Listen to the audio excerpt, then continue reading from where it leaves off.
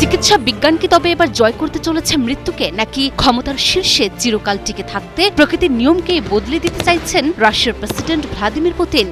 হ্যাঁ, বিশ্বজুড়ে এখন তোলপাড় চলছে ক্রেমলিনের এক গোপন ও অবিশ্বাস্য প্রজেক্ট নিয়ে, যার নাম নিউ হেলথ প্রিজার্ভেশন টেকনোলজিস।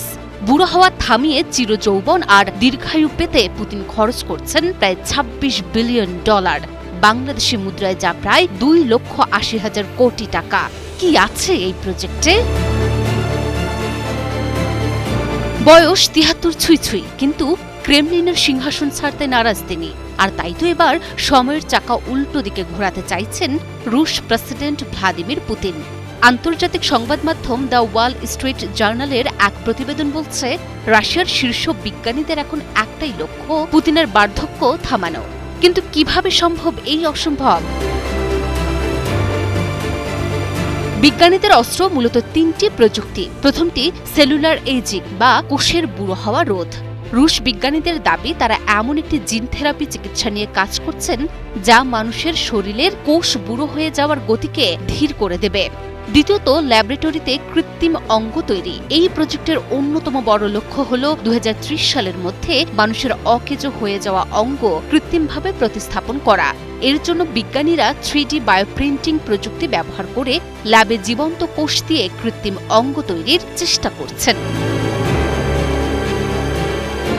শুধু এই সবই নয়, মানুষের সাথে জিনগতভাবে বেশ মিল রয়েছে এমন বিশেষ প্রজাতির ছোট শূকর বা মিনি পিগের জিন পরিবর্তন করে তাদের শরীরের ভেতর মানুষের উপযোগী লিভার, কিডনির মতো গুরুত্বপূর্ণ অঙ্গ বড় করে তোলার গবেষণা চলছে, যেন প্রয়োজনে সেগুলো মানুষের শরীরে সফলভাবে প্রতিস্থাপন করা যায়। এই অতি গোপনীয় প্রজেক্টের পেছনে কোনো সাধারণ মানুষ নেই। এর দেখভালের দায়িত্বে আছেন পুতিনের নিজের স্বয়ং বড় মেয়ে, হরমোন বিশেষজ্ঞ মারিয়া ভোরন্তসোভা।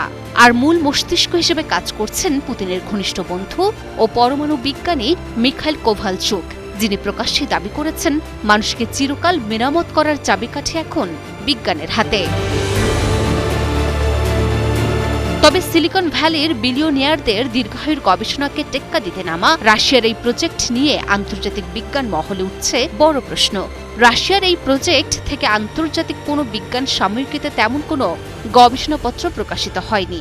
অনেক বিশেষজ্ঞ মনে করছেন পুতিনকে খুশি করে বড় ফান্ড পাওয়ার জন্য ক্রেমলিনের বিজ্ঞানীরা হয়তো কিছুটা বাড়িয়ে বলছেন, যা বাস্তবে রূপ নেওয়া বেশ কঠিন।